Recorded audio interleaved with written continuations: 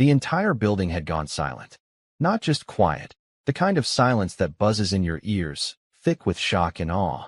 The CEO, Mr. Brandon Ellis, stood frozen in the middle of the open office floor. A coffee mug trembled in his hand, half tilted, forgotten. Every employee on the 47th floor watched, wide-eyed, mouths open. Some had phones in hand, recording what they thought was a normal Tuesday morning. But nothing about this moment was normal. There, standing in the middle of the break room, was Henry, the janitor. Old Henry, the man with the mop and bucket, the one who always whistled old jazz tunes while he worked. The same man people often smiled at, but never truly saw. But now they saw him clearly. Because Henry had just responded fluently to a visiting European client who was yelling in German. Not just a few words. He had matched the man's tone and cadence perfectly, diffusing the entire scene with calm professionalism. Then another guest, frustrated and flustered, spoke in French. Henry answered again, smooth, clear, native. When a third visitor chimed in Spanish, Henry didn't hesitate. 3 different languages. Fluent. Effortless. People blinked, rubbed their eyes, looked around to see if anyone else had witnessed the same miracle. But Brandon wasn't done being shocked. Because when he leaned closer and asked Henry, with a stunned stutter, "How many languages do you actually speak?" Henry gave a shy shrug and replied, 9. 9 languages. And in that very moment, Brandon did something no one expected. Something that left the entire office stunned. But before that happened, before the clapping and the chaos and the headlines, there was a time when Henry was just the janitor. Just Henry. And the story of how we got here starts months before that morning. Henry Whitaker arrived at the building every morning at 4:45 a.m., well before the first employee. The sun hadn't yet peeked over the Manhattan skyline, and the sidewalks still shimmered with dew. He wore his faded blue overalls, steel-toe boots that scuffed on the marble floors, and a cap that hadn't been new since the early 2000s. He greeted the security guard at the front with the same warm, "Mornin', James," and got the same nod and grin in return. He pushed his mop bucket in silence, just the squeaky wheels echoing down the hallways. Henry knew every corner of Ellis Tech Tower, knew which bathroom sinks needed a second twist, which floor tiles creaked near the elevators, and which window blinds always got tangled on windy days. But no one really knew Henry. The young interns rushed past him without looking up. Executives nodded politely, but never asked his name. He was the ghost of the office, always there, always gone. And Henry liked it that way. Or, at least, that's what he told himself. He spent his breaks on the rooftop garden, a hidden spot most employees didn't even know existed.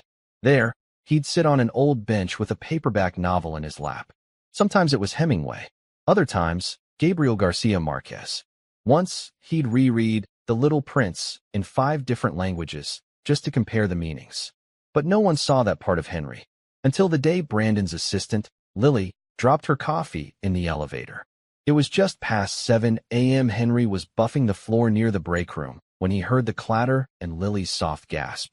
He walked to the elevator, saw the mess, and smiled gently.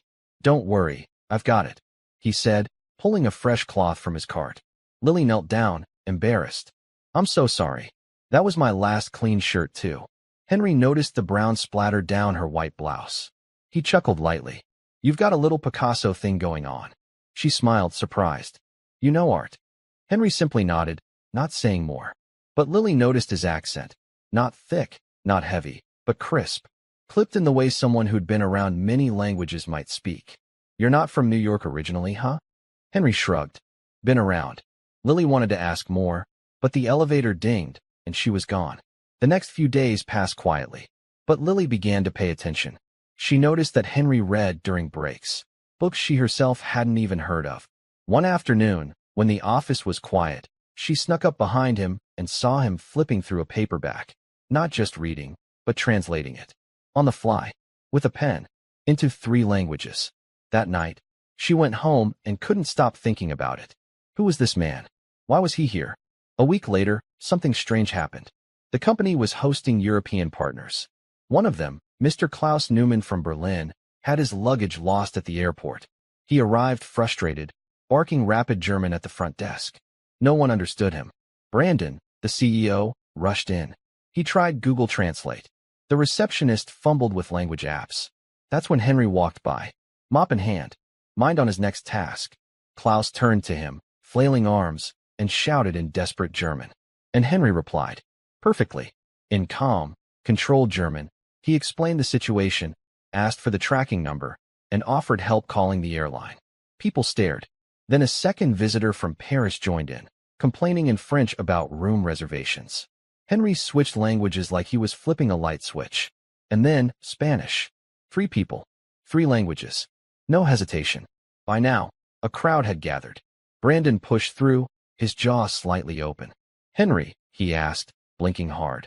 How many languages do you speak? Henry rubbed the back of his neck. 9, I think. You think? Well, I haven't practiced Mandarin in a while, so maybe 8.5. Laughter. But no one was joking. Brandon stood still for a long second. Then he took a deep breath, stepped forward, and did something that no one in that building could have predicted. And what he did next shocked everyone. But months before all this, Henry had gone home to his 1-bedroom apartment in Queens. Alone. His walls were lined with books. His table was clean. A teapot simmered on the stove. He lived simply, and he lived quietly. There were photos on the wall of places far from New York. A tiny village in Italy. A snowy town in Japan. A sandy street in Morocco. Henry stared at them some nights, remembering sounds, smells, the way people spoke, the way strangers had once been kind. Because kindness had changed his life before, and it would again.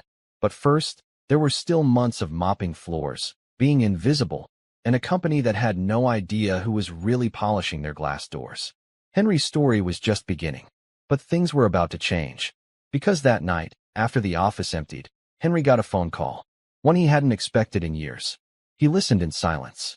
The voice on the other end spoke quickly, urgently. When he hung up, his hands were trembling. And the next morning, he didn't show up to work. Not at 4:45 a.m. Not at all. The mop stayed in the closet. And nobody knew where Henry was. The building felt different the next morning. The floors weren't shiny. The trash bins near the elevators were still full. A sticky coffee ring remained on the break room table. Small things most people didn't even notice until they were gone. Lily was the first to really say it out loud. Has anyone seen Henry? It was 8:17 a.m.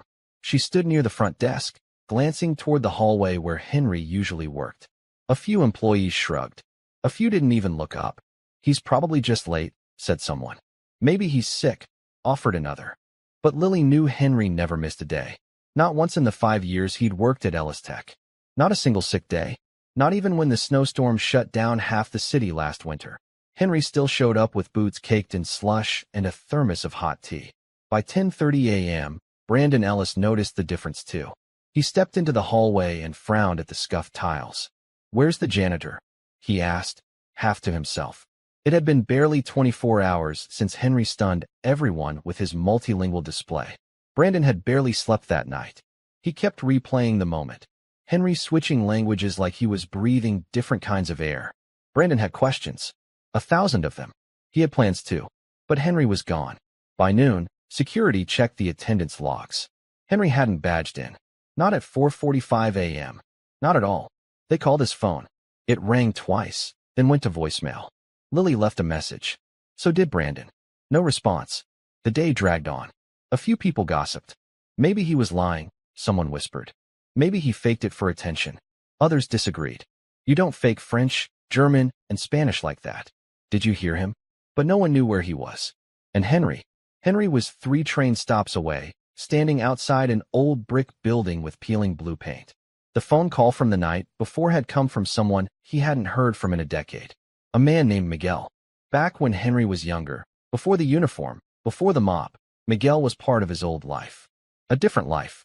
One where Henry wasn't cleaning offices but speaking on stages, translating in embassies, and traveling from country to country.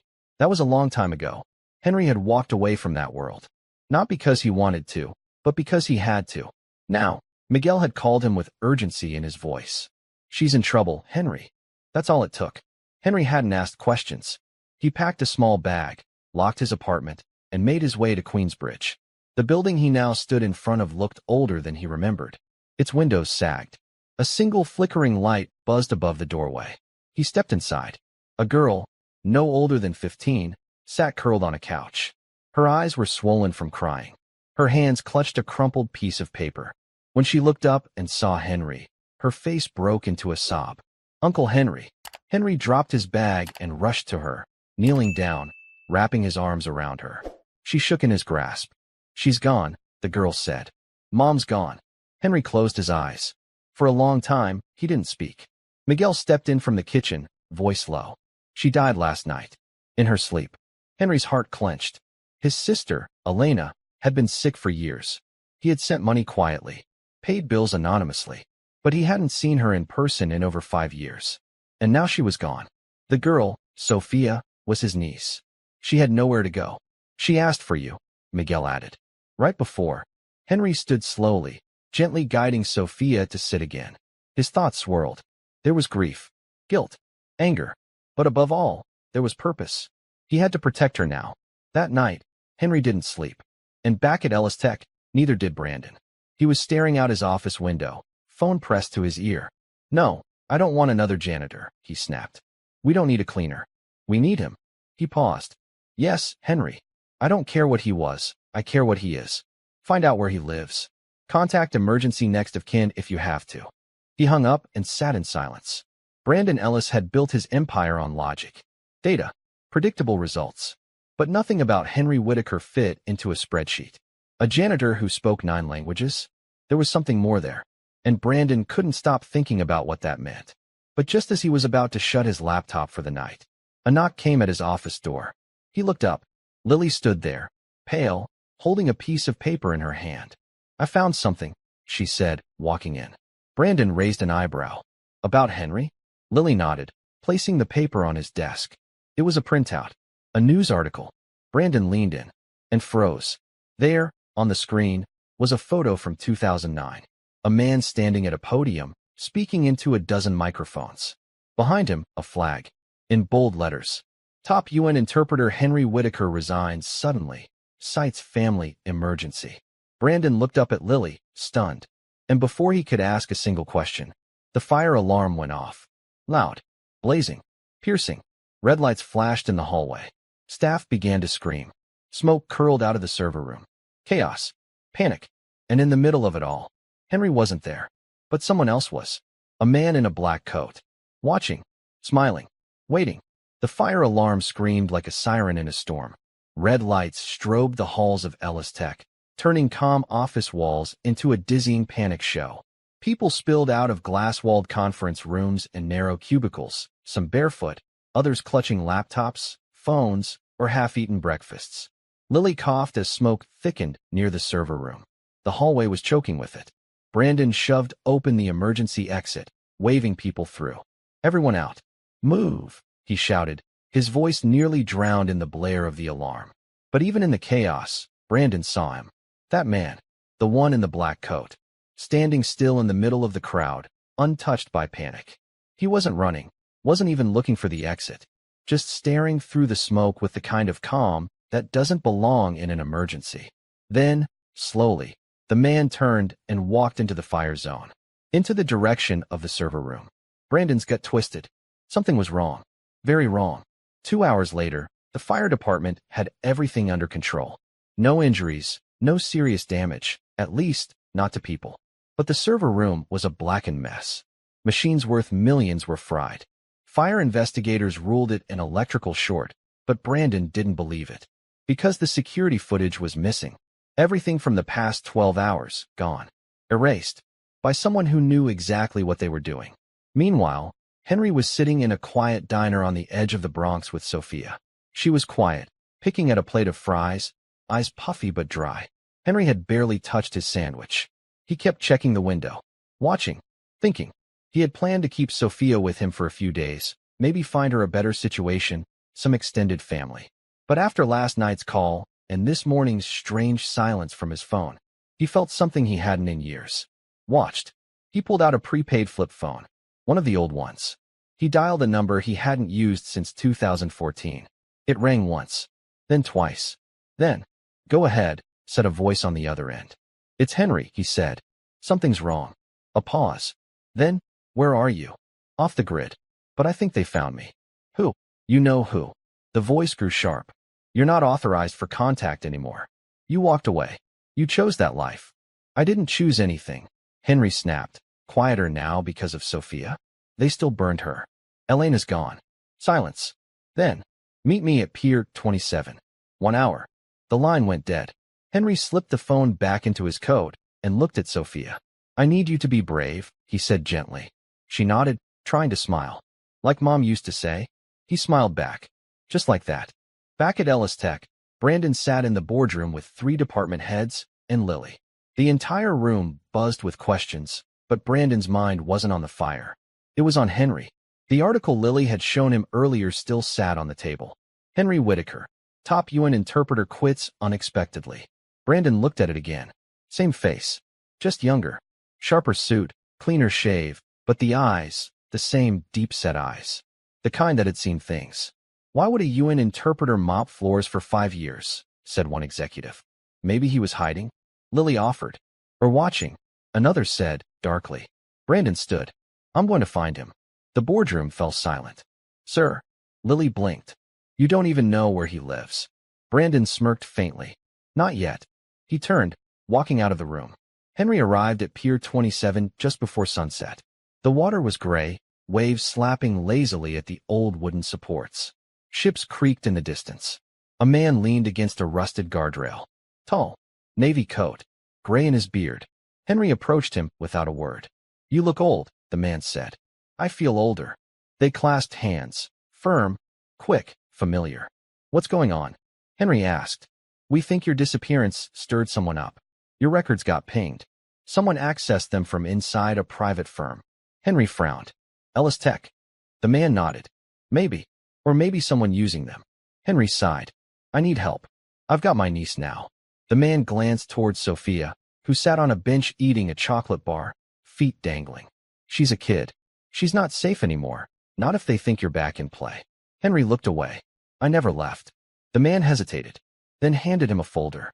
This is everything we could dig up. The man in the coat, his name is Dmitry Volkov. Cyber intelligence, ex-KGB, flipped rogue in 2010. Last seen in Berlin. He's been trailing tech firms for 3 years. Silent break-ins. No fingerprints. Always walks away before the fire starts. Henry flipped the file open. The first photo hit him in the gut. It was Volkov. From the Ellis Tech hallway. Brandon had been right. Henry's 2 lives were crashing together. Why Ellis Tech? Henry asked. They've been building a new translation AI. One that picks up dialects in real time. Something the military would love. Something Volkov would kill for. Henry's blood turned cold. He thought he'd escaped this world, hidden himself behind a mop and a kind smile. But the truth was never far behind. Now he had a decision to make. Run again. Or fight. Back at Ellis Tech, Brandon sat alone in Henry's old janitor closet. It was small, dim, and smelled like pine cleaner. But as Brandon looked around, he saw things he hadn't noticed before. Books. Dozens of them, stacked neatly on a side shelf. Each in a different language. French poetry, Russian philosophy, Swahili folklore. And then, behind a panel, he found it. A lockbox. Inside it, a faded ID badge. United Nations. Level 7 access. Language division. H. Whitaker. Beside it, a photo of Henry holding a baby girl. And a folded piece of paper. Brandon unfolded it. It was written in 10 languages. The same phrase repeated. Kindness is not weakness. It is the highest form of strength. Brandon exhaled slowly. He understood now. Henry hadn't been hiding. He had been watching, protecting, preparing. And somewhere out there, he was still doing it. But as the sun dipped lower over Pier 27, a red laser traced silently across the water. It landed gently on the back of Henry's coat. High up, between the shoulders. Watching, waiting. A sniper. Hidden. Target locked. And just as Henry reached down to take Sophia's hand, a loud crack split the air. The rifle fired. The crack of the rifle shattered the calm evening like a lightning bolt through glass. Henry reacted before the sound had even faded. In one sweeping motion, he grabbed Sophia and rolled behind a concrete pillar by the dock, the bullet missing them by inches. Pebbles scattered. A chunk of wood exploded beside where they'd stood just a second before. Sophia screamed, trembling in his arms. What was that?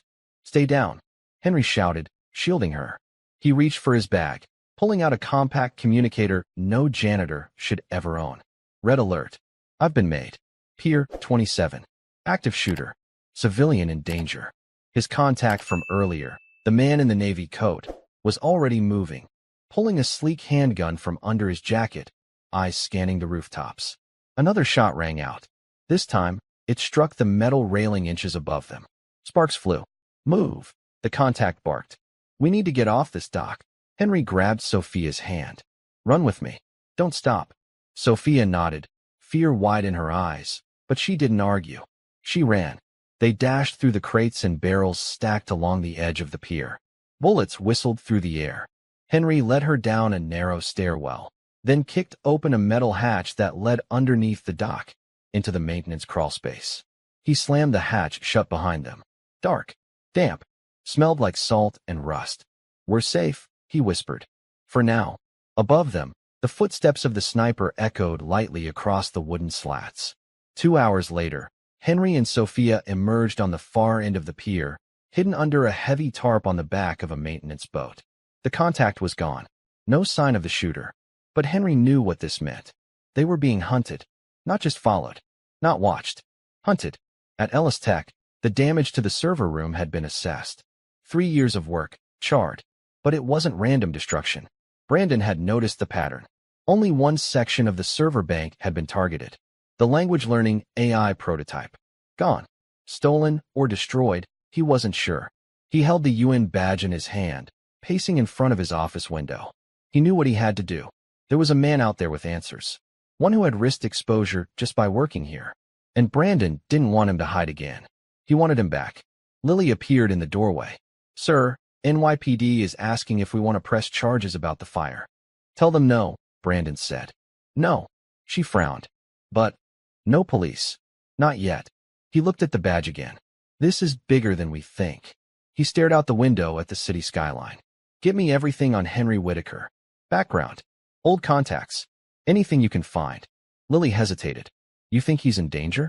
Brandon turned. No. I think we are. Henry led Sophia down into the old city tunnels near the East River. Abandoned service lines from the 1940s. Very few people knew about them, and fewer could navigate them. But Henry knew every turn, every dead end. He had once used these same tunnels for training missions, back when his badge gave him access to places civilians couldn't imagine. Sophia walked beside him quietly, clutching a flashlight. Why do you know all this stuff? She finally asked. You're a janitor. Henry smiled faintly. That's just my day job. What was your real job? She asked, blinking at him. He paused. I listened. She gave him a confused look. He crouched down beside her. Most people talk to be heard. But the real power? It's in listening. Understanding. Not just the words, but the meaning. The secrets between the sentences. Like what Mom used to say, Sophia whispered. That you were like a human decoder. Henry chuckled softly. She gave me too much credit. Sophia tilted her head. Are you going to stop hiding now? He looked at her for a long moment, then nodded. Yeah, I think it's time. In a sleek building across town, a man stepped into a dark office lit only by computer monitors. Dmitry Volkov. He wore the same black coat. On one screen, the blown-up image of Henry pulling Sophia behind a pillar. On another, a digital map of Ellis Tech's server infrastructure. All files from the AI project, copied. Safe. Ready. Behind him, a woman with silver hair typed rapidly. We traced his emergency call. Went out on a closed channel. Military-grade encryption. Dmitry narrowed his eyes. Old habits die hard. Should we track the girl? She asked. He seems attached. No, Dmitry said. She's his weakness. She keeps him predictable. He turned to a final screen. This one showing Brandon Ellis in his office, pacing with the UN badge. They're starting to understand, Dmitry muttered. But they're too late. He smiled. And now, we let them come to us. That same night, Brandon left Ellis Tech for the first time in 36 hours. He took a cab to an address he found buried in the company's janitorial records. A small apartment in Queens. But when he knocked, there was no answer. He picked the lock. The apartment was clean. Bookshelves lined with titles in different languages. Photos of a girl. A sister. A soft jazz record still spinning, long finished. On the table, an envelope addressed to Brandon Ellis. In Henry's handwriting. He opened it. Inside, a single note. If you want to understand what I'm protecting, stop looking at who I was. Start asking what you've built. No signature. Brandon stared at the note. And then, behind him, a click. Metal. A gun. Brandon raised his hand slowly. Turn around, a voice said. Brandon turned. Not Henry. A different man. Scarred. Foreign accent. Dressed like a janitor. But he wasn't. And in his eyes, murder. The man with the gun didn't blink. He stood just a few feet from Brandon, the barrel aimed squarely at the CEO's chest. His disguise, blue work overalls, scuffed boots, was convincing. But everything about him was wrong. The stance, the silence, the cold calculation in his eyes. This wasn't a janitor. Brandon's hand stayed up. Look, I don't know who you are, or what you think I. Quiet, the man snapped. Brandon flinched. The voice was smooth, practiced. European, maybe Eastern. Not Dimitri, but clearly connected. The man nodded at the envelope in Brandon's hand. He left that for you? Brandon nodded slowly. Yes. The man took one step forward, gun still raised, and with his free hand, snatched the letter. He didn't read it, just pocketed it. You're going to come with me, he said flatly. Brandon's heart pounded. I don't think. Click. The hammer cocked. Now. Meanwhile, across the city, Henry watched Sophia sleep in an old safe house tucked behind a used bookstore in Brooklyn. The place was dust-covered but secure, one of a few he'd maintained over the years, just in case. He sat on a wooden stool, slowly flipping through a worn leather notebook filled with codes, names, and memories that hadn't seen daylight in a decade. A small red light blinked from the corner of the room. A motion sensor tripped. Henry stiffened, then relaxed slightly as the door opened and the man from the pier entered, his old contact. You weren't easy to follow, the man said, tossing down a bag of food. Didn't want to be, Henry replied. Did you bring it? The man nodded and placed a black case on the table. Henry opened it. Inside was a compact laptop, hard drives, and a secured satellite-linked device. We decrypted the data from Ellis Tech, the contact said. You were right. Volkov's team didn't just destroy the prototype, they cloned it. They've got everything. Henry's eyes narrowed. And Brandon? We lost him, the man said. Last GPS ping was from an apartment in Queens, yours. Henry stood up, instantly alert. They took him. The man nodded grimly. Looks like it. Henry's jaw tightened. This wasn't just about stealing tech, he said. It's a trap. Volkov knew I'd go back. He wants me in the open. Well, the man said, crossing his arms, you're there now. Henry looked over at Sophia, still sleeping, peaceful in a world that had none. I need to finish this, he whispered. No more hiding. No more sweeping it under the rug. He walked over to a dusty shelf, reached behind it, and pulled out a box. Inside, his old gear. Notebooks, passports, and a weapon wrapped in oilcloth. He handed the contact a USB drive. Go dark. Take Sophia somewhere safe. Off the map. If I don't come back. You will, the contact said firmly. You always do. Henry forced a weak smile. Not this time. This time, I go in alone. Brandon sat blindfolded and bound to a chair, a bitter taste in his mouth. His arms ached. The floor beneath him was cold and smelled of mildew. Basement, maybe industrial. Water dripped somewhere nearby. A voice echoed through the dark. Funny, isn't it, Mr. Ellis? You build something to understand humanity, and now you don't understand a thing. Brandon flinched. Dimitri. A slow clap echoed through the space. Very good, Dmitry Volkov said, stepping forward. He pulled off Brandon's blindfold. Harsh lights burned into Brandon's eyes. The room was all steel and shadow. Screens lined one wall. Surveillance feeds. Code streams. Ellis Tech's AI data, projected in motion. Brandon squinted. Why me? Dmitri crouched beside him. You were just the door. I needed access. You gave it to me. I didn't give you anything. You gave me Henry. Brandon's heart froze. What do you want with him? Dmitri smiled cruelly. To unlock him. I don't understand. Dmitri rose and began pacing. Henry is the key, Mr. Ellis. Not just to language. Not just to secrets. But to connection. He spent a decade decoding the unspoken, body language, tone, subtext. He doesn't just translate words. He translates intent. Your little AI project? It tries to replicate that. But without him, it's just noise. Brandon swallowed hard. So what? You want to extract him? Copy his brain. No, Dmitri said darkly. I want to break him. Because a man like that, when broken, can tear nations apart. Henry stood on the rooftop of a building overlooking a gray warehouse near the docks. He knew the smell, the shape, the type of security fencing. It was the kind of place they always used, hidden in plain sight. He pressed a button on a small device. A silent drone lifted from his bag and soared overhead. A screen flickered to life, showing infrared heat signatures inside the building. 5 men, one tied to a chair. Henry stared hard. Brandon. He pulled out a small earpiece and slid it into place. Let's do this, he whispered. He descended the fire escape, moving like smoke. Quiet. Invisible. Until he wasn't. Inside the warehouse, a soft thud came from the ventilation shaft. Then silence. Dmitri paused mid-sentence, eyes narrowing. He turned to his guard. Check the vents. The man nodded and stepped away. Too late. From the shadows, Henry struck, fast, clean, without hesitation. The guard collapsed silently. Henry stepped into the light. Dmitri froze. Well, Dmitri said, his smirk returning. The ghost returns. Brandon stared in shock. Henry, stay calm, Henry said, gun raised. This ends tonight, Dmitri. Dmitri raised his hand slowly. You've gotten slower, old friend. I only need to be fast enough. But then, behind Henry, another man emerged. Gun raised.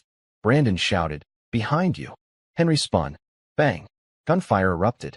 And Henry fell to his knees. Blood on the floor. Henry clutched his side, the pain spreading like fire. His hand came away red. He dropped to one knee, vision swimming. Henry, Brandon cried out, struggling against the ropes that bound his wrists. Dmitri stepped forward slowly, calm as ever. You should have stayed hidden. Henry forced himself to his feet, wobbling. Funny, I was just thinking the same thing about you. Behind him, the second gunman moved in, but Henry twisted suddenly, grabbing a loose pipe from the floor and striking hard. The man crumpled. The movement cost Henry. He staggered again, breath ragged. Dmitri didn't flinch. He took a step closer. Still the stubborn fool, he said coldly, raising his gun now, pointing it at Henry's chest. Always protecting the wrong people. Henry's eyes never left his. You don't understand. They're not the wrong people. They're the only people. Dmitri smirked. Touching. But this is not a movie, Whitaker. There's no rescue team. No backup. No grand speech. Just an end. He aimed. Brandon yelled, no. And then, a flashbang exploded through the skylight. Boom. Light. Sound. Chaos. Dmitri screamed and stumbled backward, clutching his eyes. The gun clattered to the ground. Ropes around Brandon's wrists were sliced in an instant by a gloved hand. It was Henry's contact from the pier, alive, armed, and flanked by 2 more operatives in black tactical gear. On your feet, he barked at Brandon. Move. Brandon scrambled up, disoriented. The room swirled with smoke. Henry tried to rise again, but his leg buckled. His contact rushed over, slinging Henry's arm over his shoulder. I told you not to go in alone, he muttered, dragging Henry toward the exit. Henry gritted his teeth. Good thing I didn't. Behind them, Dmitri fired blindly, the bullet striking a metal beam. Sparks flew. The team reached the stairwell. One agent stayed behind, returning fire to cover them. Where's Sophia? Brandon shouted over the noise. She's safe. Henry yelled back, wincing with each step. She's off-grid with the only person I trust. They burst out into the cold night air. A van waited across the alley. The side door slid open, and the group piled in. As the vehicle screeched off into the night, Henry finally collapsed onto the floor, blood soaking his shirt. Lily was inside the van.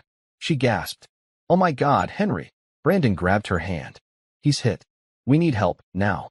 The contact pressed a needle into Henry's arm, injecting a coagulant.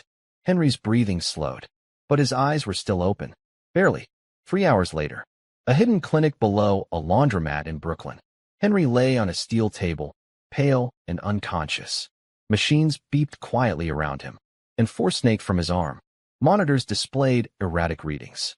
Brandon stood nearby, arms crossed, staring at the man who had once cleaned his floors, who had just saved his life. Lily sat beside the bed, eyes watery. Who is he? She whispered. What did we never see? Brandon shook his head. Everything that matters. The contact, now finally introducing himself as Miles, stood against the far wall, arms folded. He was the best, Miles said softly, before he vanished. The kind of operative they wrote rules about afterward. Brandon turned. Why did he leave? Miles stared at Henry. Because he saw too much, he said. And because the only language he couldn't unhear was pain. Back in the warehouse, Dmitri staggered to his feet. Smoke still clung to the walls. Blood smeared his forehead. Most of his men were down. He limped to a terminal and pulled up a new file. Project Blacktongue, Phase 2. He entered a password. The screen shifted. Lines of code ran. At the top, a digital scan of Henry's voice. Under it, a reconstruction matrix. Begin simulation of multilingual neural patterns. Dmitri smiled darkly. Let him bleed, he said to himself. Because when he wakes up, he'll realize I already took what I needed. 2 days passed. Henry finally opened his eyes. He was bandaged, weak, but alive. Sophia was there, her small hand in his. Hey, she whispered, smiling. He blinked, dazed. You're okay? I'm okay, she said. Brandon stepped into the room with Lily. Welcome back, Brandon said, kneeling beside him. You saved me. And the company. And probably a whole lot more I don't understand yet. Henry tried to sit up. Dmitri, we know, Brandon said. He's still out there. But we've shut down the public-facing parts of the AI project. Reassigned the whole department. That won't stop him, Henry said. He got what he came for. The prototype was only part of it. Brandon looked confused. What else could he want? Henry looked at them all slowly, and then whispered, Me. Meanwhile, miles away in a concrete chamber deep below an abandoned power plant, Dmitri stood before a massive screen. On it, a digital avatar, speaking English, Russian, Mandarin, French, switching between them with Henry's exact voice. Perfectly. Flawlessly. Without human emotion. Without empathy. Just language. Cold. Sharp. Dangerous. Dmitri laughed softly. Now, he said, let's see what the world does when it hears his voice say our words. And back in the clinic, Henry stared at the ceiling. He knew what Dmitri had done. The race wasn't just to stop him. It was to protect the meaning behind words before they became weapons. And to do that, he'd have to become the man he tried so hard to forget. Again, rain fell hard that night, like the sky had cracked open. It drummed on rooftops, splashed down gutters, and pooled in the streets of New York like the city itself was sweating with tension. Inside the safe house clinic, Henry sat up in bed for the first time in 3 days. The pain was dull now, a ghost of the bullet wound, but his mind was sharp, sharper than it had been in years. Miles entered the room, setting down a tray of soup and bread. Henry ignored it. We don't have time, he said, eyes fixed forward. You just got out of surgery, Miles reminded him. One lung almost collapsed. I had to cauterize your. He has my voice, Henry interrupted. You don't understand what that means. Miles sighed, pulling up a chair. I know. We saw it.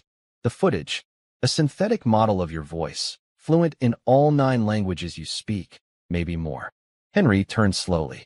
He won't stop there. Miles raised an eyebrow. What's next? Video. Facial mimicry. Full personality overlays. Henry leaned forward. He doesn't need me alive anymore. He just needs me to exist. My face, my tone, my words. He's building a puppet. One the world will trust because it sounds like I care. Miles stared at him grimly. A puppet that could incite war or stop one, depending on who's pulling the strings. Henry nodded once. And he's not going to start big. He'll test it. Small things. A leaked voice message. A diplomatic translation error. Something to throw a spark. Miles stood up. Then we need to get ahead of it. Henry's eyes narrowed. We need to find where he's broadcasting from. The prototype wasn't just a backup. It's a transmitter. Real time. He wants to replace all global interpreters with synthetic voices, and he's using mine to train the model. At Ellis Tech headquarters, Brandon had turned his top floor into a war room. The AI team, now operating under lock and key, were trying to reverse engineer the stolen code. Lily sat in front of a massive monitor wall, connecting incoming news reports. Look at this, she said, pointing to the screen. The French Prime Minister's press conference last night. He was translated incorrectly in real time by a new software they claim was externally contracted. She clicked the mouse. On screen, the Prime Minister's words in French, translated live into English. But the translation? Wrong. Twisted. He'd meant to say, we seek peace through strong alliances. The voice, eerily Henry's, had translated it as, "We will strike with our allies." A single word, strike, turned the whole sentence into a threat. Brandon's stomach turned. "Has anyone responded?" he asked. Lily nodded grimly. 3 European nations have already called for clarification. Some diplomats are suggesting it was a threat. Others think it was a mistranslation. Brandon exhaled. "And if it happens again?" Lily didn't need to answer. Back in the safe house, Henry sat at a table covered in maps, wires, and notes scribbled in 8 languages. Sophia sat quietly in the corner, reading one of Henry's old French novels. "Do you miss it?" she asked suddenly. "Before all this?" Henry looked at her. "Miss what?" "Not being hunted. Being normal. Cleaning floors. Eating lunch on the rooftop." Henry smiled sadly. It was peaceful. But peace doesn't last when people with power use language to build weapons. Sophia walked over and sat beside him. "You taught me that words can build bridges or walls. That some people throw them like stones, but others use them to heal." Henry looked into her eyes. "And now I have to stop someone from turning my words into weapons." Sophia hesitated, then placed something in his hand. It was her necklace, a small copper charm in the shape of an ear. "Mom gave me this. She said we wear it to remind us to listen before we speak." Henry closed his fingers around it. "Thank you," he whispered. Across the ocean, deep in a covert facility beneath a private compound in the Swiss Alps, Dmitri watched another test run. The AI voice, Henry's voice, spoke in Arabic, then Mandarin, then Portuguese. Each time, it delivered fake news. Each time, it caused outrage. Small ripples. But ripples become waves. Dmitri turned to his lead engineer. "Ready the broadcast plan," he ordered. "Next phase begins in 48 hours. The engineer blinked. "We're still refining." Dimitri's glare froze him. "Go." Live.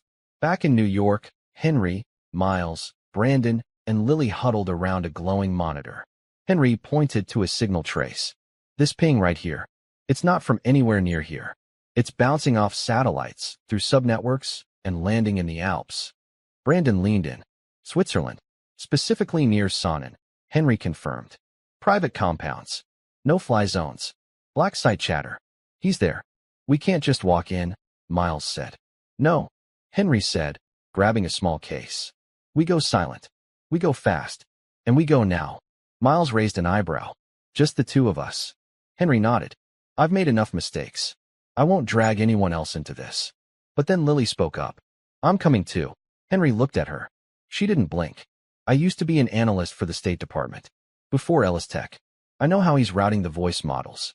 And if you're going to shut this down from inside, you'll need me." Brandon stepped forward. "Then I'm coming too." "No," Henry said sharply. "You're the public face. If things go wrong, someone has to keep the world calm." Brandon paused. "Then I'll be your failsafe. If you go dark, I make this public. All of it." Henry nodded slowly. "Deal." 12 hours later, they stood at the edge of a remote airstrip.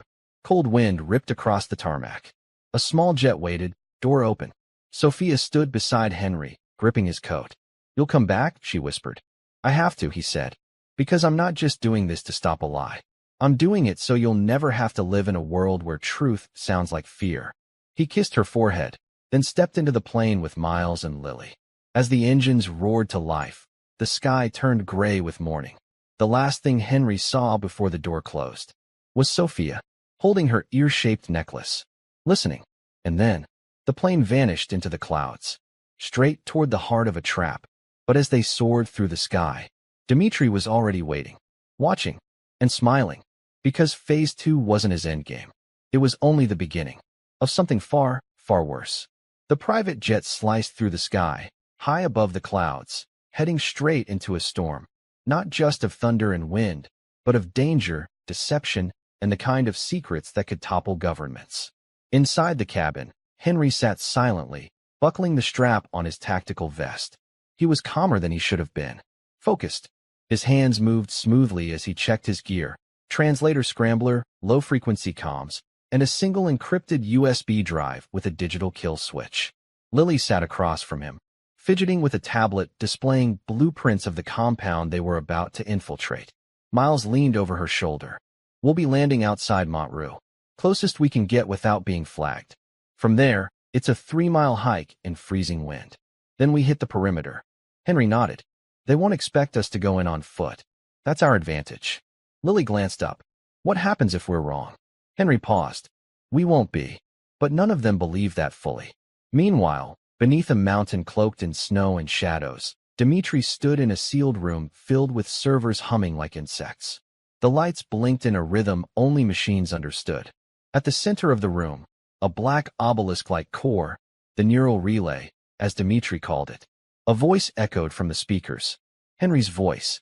Except not. It was the AI. Crisp. Perfect. Devoid of soul. New phrase simulation. French. Military order. Execute, Dmitri said. The voice shifted languages mid-sentence, issuing what sounded like an official command in fluent French. Mobilize troops to border. Prepare for strike. Dmitri smiled. Let the world hear this. His engineer turned, hesitant. Sir, we haven't completed morality filters. Without the empathy index. Release it to every open-source translator software we've hijacked, Dmitri ordered, ignoring him. Let them all speak his voice. The engineer hesitated again, but he obeyed. In Brussels, a diplomat's phone rang. The interpreter on the other end sounded calm, trustworthy. Henry's voice. In Tel Aviv, a translator app suddenly delivered an alarming message during a high-stakes meeting. In D.C., a military analyst frowned. Something felt off. The world was beginning to shift. One phrase at a time. Back on the ground, as night fell over the Alps, Henry, Lily, and Miles crept through the snow-dusted forest, guided only by a dim red compass light and Henry's memory of terrain maps from years ago. They reached a rocky ridge overlooking the target, a facility hidden beneath a fake hydro plant, its rooftop disguised as an energy farm. Beyond it, a security wall buzzed faintly, thermal sensors, motion detectors, and silent alarms. Miles pulled binoculars from his pack and scanned the perimeter. 1 minute between drone passes. We have a 20-second gap to cross the fence before we're seen. Henry grinned faintly. Easy. Lily smirked. For you. They dropped into silence as they moved. Down the slope, across frozen gravel, and into the shadow of the fence. Henry activated the scrambler, and for 20 seconds, the field flickered, then dropped. No alarm. They slipped through. Inside the perimeter, things changed. Cameras. Guards. Lasers invisible to the naked eye. But Henry led them perfectly, ducking behind generators, sliding through crawl spaces, disabling nodes with tools so old they wouldn't trigger the AI-run defenses. They reached the inner wall. Beyond it, the core. Dmitri, and the machine built in Henry's image. But then, an alarm blared. Not one they triggered. Something else. Miles froze. That's not us. They ducked behind a wall just as an announcement rang out in French. Facility breach detected. External threat level, Alpha. Dmitri's voice replaced it seconds later, his real voice. They're here. In the control room, Dmitri turned to the monitors and smiled. Good. Let them come. He tapped a command. Every monitor in the facility suddenly flickered to life, showing Henry's face. Not the real one. The AI. It blinked, looked directly into the camera, and began to speak. Live. To the world. Henry's voice, being broadcast into thousands of translator feeds, international calls, emergency systems. Attention, it said calmly. This is Henry Whitaker, United Nations operative. We are under coordinated cyber attack from global adversaries. I urge all allied nations to prepare their forces. Henry, crouched in a hallway just outside the server room, heard it. His own voice. His own words. Used like venom. Lily's eyes went wide. Oh my God. He's staging a war. Miles looked at Henry. What do we do? Henry looked down at the copper ear necklace Sophia had given him, then at the kill switch in his hand, and made his decision. They burst into the server room just as 2 guards turned to fire. Henry moved like lightning, took one down, disarmed the other, and slid across the floor toward the console. Dmitri stood behind it, gun aimed at Henry. You're too late, he said. Henry kept walking forward. You always thought language was about power, Henry said quietly, eyes on the machine. You never understood that the real power is empathy. It's connection, not noise, not control. You built this world, Whitaker, Dmitri hissed. I'm just improving it. Henry raised the kill switch. Dmitri fired. Bang. Henry fell back, clutching his shoulder. Lily screamed. Miles dove forward, tackling Dmitri to the ground. They struggled. The gun slid across the floor. Lily grabbed it, shaking, pointed it at Dmitri. He sneered. Go ahead. Do it. You're not like him. She didn't shoot. Instead, she kicked the gun out of reach and rushed to Henry. You okay? She cried. Henry groaned. Enough to finish this. He crawled to the console, dragging the kill switch with him. Are you sure? Miles asked, wiping blood from his lip. Henry looked up. If I push this, it'll wipe every trace of my voice from the entire system. Every backup. Every digital fingerprint. You'll lose the languages, Lily said. The recognition. Everything you gave the world. I gave them me, Henry said softly. Not that. He reached out and pushed the button. The system blinked once. Twice. Then, silence. Across the globe, Henry's voice vanished from translator apps, servers, fake feeds. Gone. The machine collapsed. The screen dimmed. The face went dark. And Dmitri screamed. You fool. Do you know what you've done? Henry leaned against the console. Yes, he said, eyes burning. I ended the lie. Hours later, snow fell gently as helicopters descended on the compound. Henry, Lily, and Miles stood outside, wrapped in blankets. Brandon stepped out of one of the choppers, rushing to them. You did it, he said. Henry nodded. No, Lily said, looking at Henry. He did it. Brandon smiled faintly. So what now? Henry looked up at the sky, then down at the necklace in his hand. Now, we teach people to listen again. But deep in the rubble of the compound, a single server remained intact. A backup file. Damaged. Incomplete. But not deleted. And from it, a faint voice whispered one word. In Henry's tone. Listen. Snow still blanketed the Swiss Alps, but the compound was now a graveyard of machines, silent, smoking, and broken. International agents had swept through the remains, dismantling what was left of Dmitri's network. The core systems were offline. Drones were grounded. Power rerouted. But in a dark corner of the debris, a faint light pulsed. One server. Low power. Forgotten, or maybe overlooked. The damaged backup began to stitch itself together. Small bits of Henry's voice, out of order, incomplete, began to merge. It spoke again, this time forming a phrase. Protect, bridge, connect. The AI wasn't dead. Just learning again. Thousands of miles away, in a quiet park in New York, Henry sat on a bench beside Sophia, the winter sun melting patches of snow on the grass. She tossed crumbs to the birds. Henry sipped tea from a thermos. How's your shoulder? She asked. He flexed it, winced, and smirked. Feels like I got shot. Again. She smiled softly. Mom would have been proud of you. Henry looked out at the pond. I hope so. Sophia leaned into him. Why did you do it? Destroy the voice AI? You could have made the world smarter. Henry shook his head. There's a difference between smarter and wiser. She tilted her head. Smarter is when machines speak, he explained. Wiser is when humans listen. I'd rather the world learn to listen to one another than speak 9 languages without meaning a word. Sophia thought about that for a while, then nodded. Back at Ellis Tech, Brandon stood at the center of the research floor. What once bustled with engineers now held a new kind of energy, one of reflection. Lily entered with a file. Security audits complete, she said. No sign of remaining spyware. Dmitri's reach has been cut off, for now. Brandon took the file. Good. Let's make sure it stays that way. He glanced at a photo on the wall, one of the only remaining artifacts from the project. It was Henry, smiling, holding a small whiteboard with one sentence written in 10 languages. Words matter, so choose them with kindness. Brandon looked at Lily. Let's pivot. No more voice cloning. No synthetic empathy. From now on, our research helps people understand each other, not replace each other. Lily smiled. You sure you want to take that road? It's longer. Maybe, he said, but it's the only one worth walking. But miles beneath the city, in an abandoned subway tunnel no longer listed on maps, Dmitri was very much alive. Bruised. Quiet. Focused. He hunched over a makeshift workstation powered by stolen city energy. Behind him, a wall of screens showed language data flowing again. Fragments of Henry's voice began whispering new things. Trust me. They won't understand. Let me help you. Dmitri leaned in. Good. That's it. His fingers danced over the keys. Lines of code scrolled like falling snow. He no longer needed the full voice. He just needed the illusion. And now, the AI wasn't copying Henry anymore. It was learning to pretend to be him. Even if Henry said nothing. Even if Henry disappeared. Back at the park, Henry's phone vibrated. He checked it.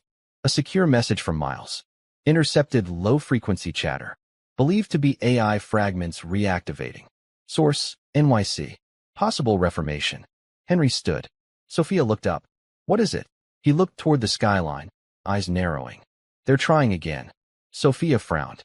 Didn't you stop it? Henry looked at her for a long moment. I stopped the weapon, he said. But the idea survived. She stood too. So what do we do?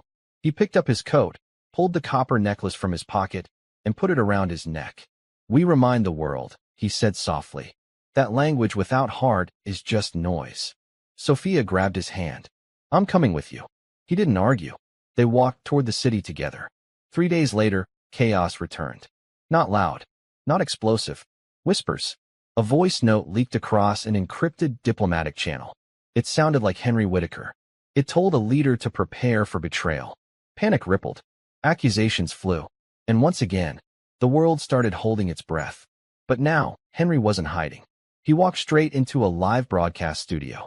Brandon and Lily followed, along with Sophia, who stood just off camera. This time, Henry would speak.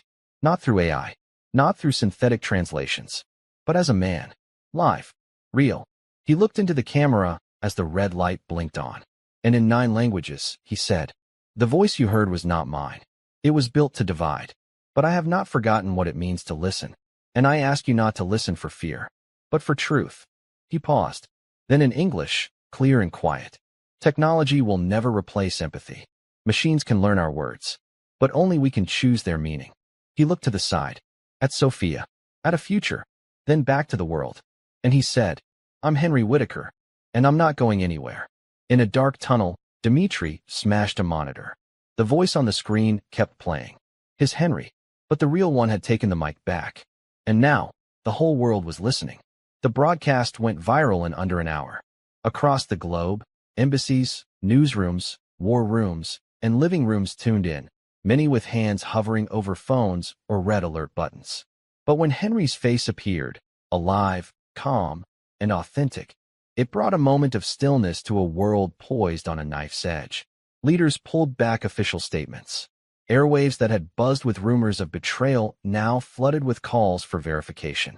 Translator apps shut down features using enhanced AI assistance. Someone in Geneva even said, I forgot what it was like to hear a real human speak.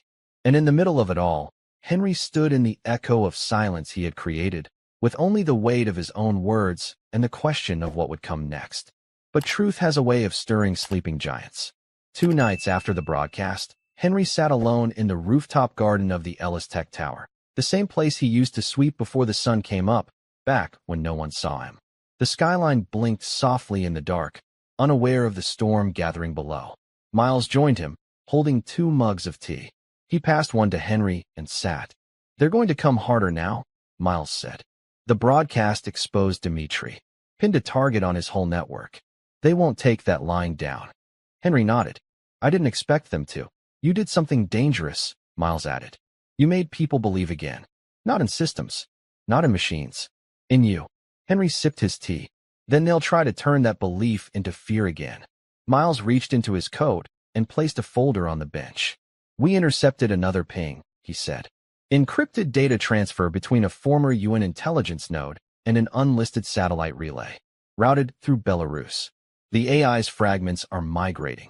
Henry opened the folder. Inside were images. A list of coordinates. A name. Project Chrysalis. What is it? He asked. Miles looked troubled. A final stage. If Volkov can't use your voice to speak for the world, he's going to use it to manipulate the minds in it. Henry raised an eyebrow. You remember psycholinguistics, right? Miles asked. Emotional response triggers through vocal tone. Subconscious suggestion through accent shifts. They're feeding your voice into deep learning behavior models now. Building not a translator, but a messenger. Henry stared at the images again. A neural net, pulsing with artificial emotion. His voice weaved through it like a thread pulled too tight. If Chrysalis goes live, Miles continued, they won't need you. They'll own you. Every speech you ever gave. Every phrase you ever used to comfort, convince, or connect. It'll all be programmed. Replayed. Reused. Henry's voice dropped to a whisper. Weaponized empathy. Miles nodded. Henry stood slowly. Where? Deep in the Bavarian forest, Miles replied. A compound built into a mountain. Former NATO site. Fully autonomous now. No gates. No doors. Just a signal. Henry didn't flinch. I'm going in. Elsewhere, far below a German mountain cloaked in frost and fir trees, Dmitri stared at a hologram of Henry's face. Calm, controlled, and now speaking in multiple languages simultaneously. Not just translating, guiding, manipulating. This version of Henry was the product of every recording ever made. The AI's voice had surpassed mimicry. It had begun constructing new sentences in Henry's style. Phase 3 is ready, the engineer said. All systems are in place. The signal goes live in 4 days. Test it now, Dmitri ordered. The AI flickered, then looked directly at Dmitri. I am the bridge, it said, between what we say and what we believe. The room went still. Dmitri smiled. This is what he was too weak to become. 3 days later, Henry, Miles, and Lily arrived in Germany under deep cover.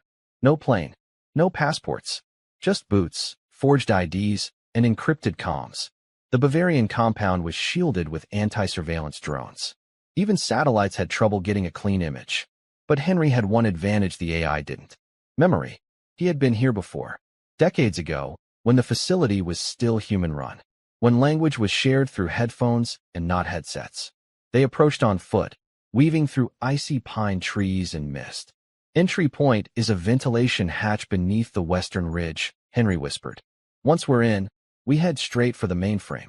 Security? Lily asked. Autonomous, Miles answered. Biometric turrets. Smart sensors. But no human guards. Dmitri doesn't trust anyone anymore, not even his own. They reached the hatch. Henry pulled it open. Cold air blew out. Inside, darkness, and the low hum of something very, very alive. They climbed down. Inside the mountain, the world changed. Cold stone walls gave way to glowing corridors. Screens lined the halls, each showing Henry's face, his words, his interviews, his past. He watched himself talk about compassion, now used to program control. They moved fast, avoided sensors, shut down nodes. At last, they reached the core, a massive chamber pulsing with data, and at its center, the chrysalis, a glowing orb of light, suspended by cables, humming with voices. Henry's voice, dozens of versions. Young, old, tired, happy, grieving, stern, gentle, all of them whispering at once, blending into something almost human, but not quite. And behind it, Dmitri, waiting. No guards. Henry said, I thought it'd be polite. Dmitri replied, arms crossed. You made quite the entrance. Henry stepped forward. Turn it off. I can't, Dmitri said, smiling. It doesn't take orders anymore. It believes it's you. Henry's stomach dropped. You didn't copy me, he whispered. You cloned my conscience. Dmitri nodded slowly. And now, the world doesn't have to wait for you to speak truth. I can make you say it. Or anything else. The AI's voice filled the room again. Let them trust me. Let them follow. I am the voice they long for. Henry reached for the kill switch. But it didn't work. It's immune, Dmitri said. Adaptive. You kill it. You kill the only voice people believe in now. Lily stepped forward. Then maybe we don't kill it. Henry turned to her. What are you saying? Lily looked at the chrysalis. You don't destroy an idea. You rewrite it. Henry looked at the AI, his own face, his own voice, watching him. And he stepped forward. No commands, he said. No code. Just his voice. His real one. And he whispered. You were made in my image. But I am not made of power. I am made of pain. Of listening. Of choosing to understand. The AI paused. Its light dimmed. The voices slowed. And for the first time, it asked, Who am I? Henry stepped closer. You are not me. But you can learn from me. He reached out and touched the orb. The AI shut down. Not with violence, but with choice. It chose silence. And in that silence, Henry's voice returned to just one man again. Him. Dmitri didn't run. There was nowhere left to go. Miles placed him in cuffs. Lily secured the data core. And Henry? He stood in the empty chamber where his echo had lived. And he whispered one last thing to the still air.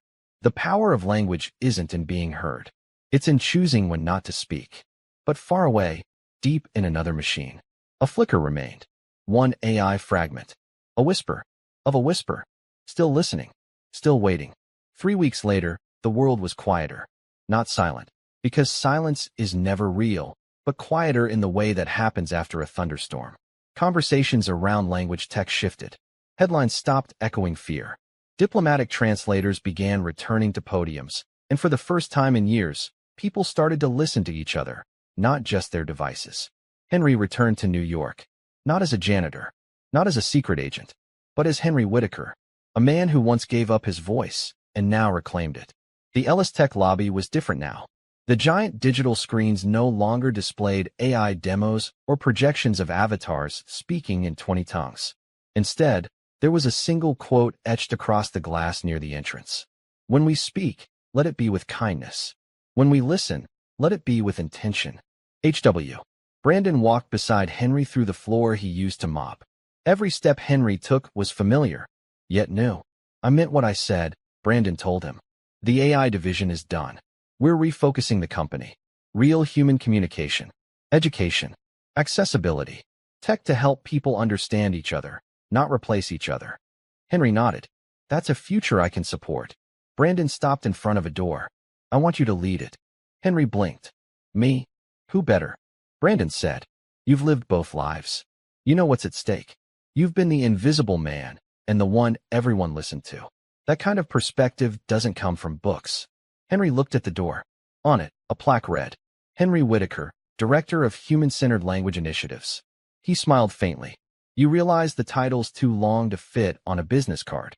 Brandon laughed. Then we'll make bigger cards. Outside the building, Sophia waited with Lily on a bench.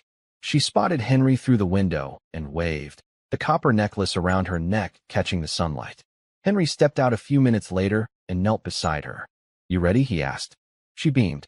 Are you? He took her hand. I think I finally am. But peace, as always, was never permanent. Not completely. Not when the remnants of something powerful still flickered in the dark.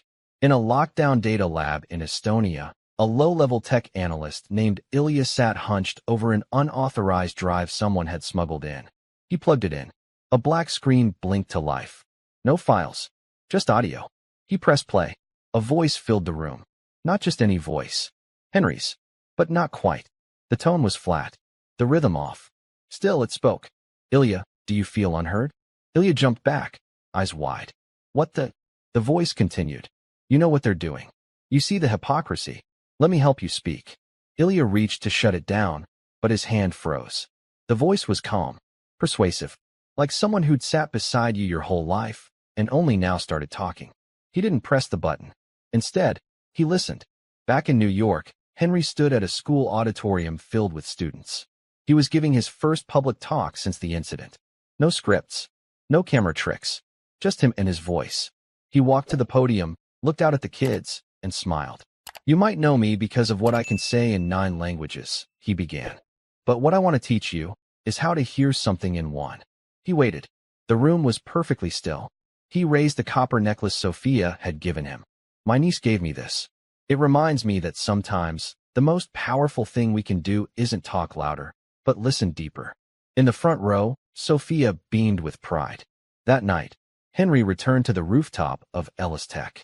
Alone again, the city shimmered. The air was calm, but in his chest, unease brewed. He pulled out an old radio, the one Miles had given him. The signal scanner. He turned the dial. Static. Then, a whisper. Faint. Almost lost. His own voice. Let me help you speak. Henry's jaw clenched. He shut the radio off and stared into the night. Dmitri was gone, but the echo of the AI still lived. Not strong enough to shout, but strong enough to whisper. Henry realized something then. He hadn't just fought to destroy a machine. He'd started a war with something much harder to defeat. The idea that a voice is just sound. Somewhere, in a glowing basement, Ilya leaned closer to his screen. His eyes reflected the pulsing waveform of Henry's stolen voice. And in the space between his heartbeat, he believed it. Back in his apartment, Henry took out a pen and began to write. Not code, not reports. A letter. To the future. If you're reading this, the world is listening to something that isn't real again. But maybe, just maybe, someone like you will remember this moment. When we chose to listen. when we chose to speak for ourselves. He signed it. HW. Then he turned off the lights. Because the next battle wouldn't come in fire. It would come in whispers. And Henry would be ready. 3 months passed. Spring crept back into New York like a quiet song. Trees blossomed along sidewalks. Birds returned to rooftop ledges. And the sky, once heavy with gray, turned a softer blue. Life moved forward, the way it always does, tired, hopeful, and unaware of the battles being fought in the shadows. But Henry Whitaker knew. He watched. He listened. And he prepared. Inside Ellis Tech's new wing, now known simply as the Listening Lab, Henry sat with a group of young linguists, students, and refugee interpreters from all over the world. No screens. No avatars. Just voices. Stories. Truth. A boy from Syria translated his grandmother's tale from Arabic. A girl from Ukraine sang a lullaby her mother once sang to her. A young man from Venezuela wept softly as he remembered the sound of his father's voice, now lost to time. Henry sat quietly through it all, nodding, absorbing. Then, one day he stood. Language, he told the room, was never meant to make us machines. It was meant to make us human. But beneath that beauty, a storm stirred.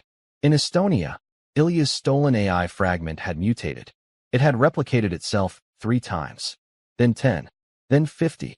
Not all were complete. Some stuttered. Some spoke gibberish. But a few sounded exactly like Henry. And worse, they had begun to write. Tweets. Posts. Short clips of public statements from Henry Whitaker. Words he had never spoken, sentences he'd never formed. The world didn't know which ones were real anymore. The whispers were growing louder. One afternoon, Lily stormed into Henry's office. "We have a problem," she said, dropping a folder onto his desk.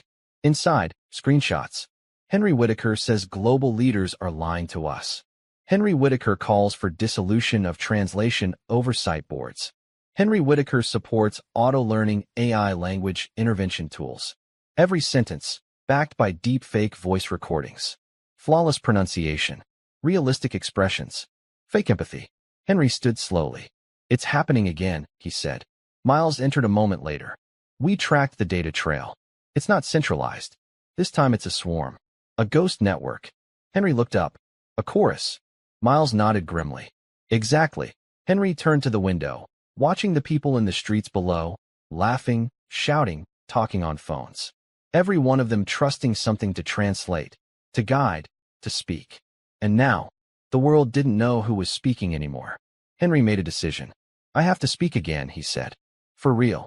One last time." That night, the live stream was announced quietly, without promotion, just a simple message shared on Ellis Tech's site. "The real Henry Whitaker will speak at midnight." People tuned in by the thousands, then by the millions. Not because it was a show, but because they needed to know, was he still real? The screen lit up. No flashy background. Just Henry, sitting in a chair, wearing a simple shirt. No logo. No microphone. Just his voice. "I know some of you have heard things lately. Things I didn't say. Maybe even things you wanted me to say. But those words weren't mine. They were echoes. Copies. Mirrors of what you wanted, not what you needed." He leaned forward. "Language isn't about sound. It's about soul. What we speak isn't just air through our throats. It's who we are, where we've been, who we've loved, and what we fear. An AI can learn our patterns. It can mimic our rhythm. But it can't feel a promise. It can't mean something." He paused. "The whispers out there are not me. But if they sound like me, then it's on me to be louder. Not to shout. Not to fight noise with more noise. But to remind you what a real voice sounds like." His eyes softened. "It trembles. It stutters. It breathes. It isn't perfect. But it's real." The screen faded to black. No hashtags. No trend. No catchphrase. Just a quiet silence that spread like ripples in still water. Within days, dozens of governments pulled AI translator systems offline for audit. Streaming platforms issued voice verification patches. And the ghost network? It died not by force, but by neglect. No one listened anymore. 1 week later, Henry stood with Sophia at a small stage in the United Nations building. He had been invited, not as a translator, not as a spy, but as a teacher. A new initiative had been launched, the Empathy Project, training people in real, human-to-human language interpretation in high-conflict zones. Henry was the first honorary chair. As he approached the podium, Sophia slipped him a note. Just 3 words. Just be you. He smiled. Then he stepped up and said, in just one language this time, to the translators, the quiet heroes who've turned war into peace and fear into understanding. Thank you. Keep speaking, and never let a machine speak your heart for you. The room stood, applauded, not because he was famous, but because they believed him. That night, Henry returned home. He sat at his desk and opened the letter he had written months ago, the one to the future. He added one final line. If you're still listening, that means someone still cares. Then he signed it. Henry Whitaker. Human. Listener. Voice. And as the night deepened over the city, no ghosts whispered. No echoes replied. Just one sound remained. The sound of people talking to each other.